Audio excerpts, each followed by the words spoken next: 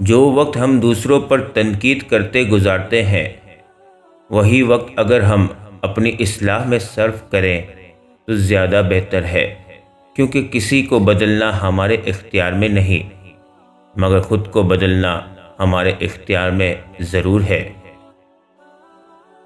وقت اور دولت دو ایسی چیزیں ہیں جو انسان کے اختیار میں نہیں۔ وقت انسان کو مجبور اور دولت مغرور بنا دیتی ہے۔ بہترین انسان عمل سے پہچانا جاتا ہے، ورنہ اچھی باتیں تو دیواروں پر بھی لکھی ہوتی ہیں۔ برا وقت بہت شفاف آئینہ ہے جو بہت سارے چہرے واضح کر دیتا ہے، اور اچھا وقت بادلوں کی طرح ہے جو سورج کی تپش تک کو روک دیتا ہے۔ اگر کوئی محبت کرنے والا شخص آپ پر غصہ کرنا چھوڑ دے تو سمجھ جاؤ تم اپنی اہمیت اس کی نظر میں کھو چکے ہو۔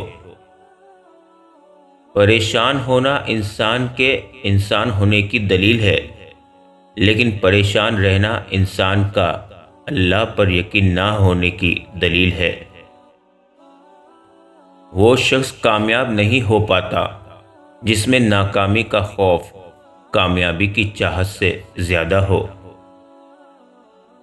بری عادت کی مثال پودے کی سی ہے، یعنی شروع میں اکھاڑ دو تو ٹھیک، ورنہ تناور درخت بن جائے گا۔ پانی بنو جو اپنا راستہ خود بناتا ہے، پتھر نہ بنو جو دوسروں کا راستہ روک لیتا ہے۔ جو شخص تم سے دوسروں کے عیب بیان کرتا ہے، وہ یقیناً دوسروں سے تمہاری برائیاں بھی بیان کرتا ہے۔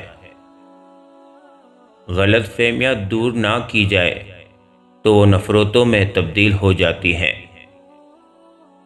جس کو تم سے سچی محبت ہوگی وہ تم کو فضول اور ناجائز کاموں سے روکے گا۔ ماں باپ کی نافرمانی موت سے پہلے موت کا اعلان ہے۔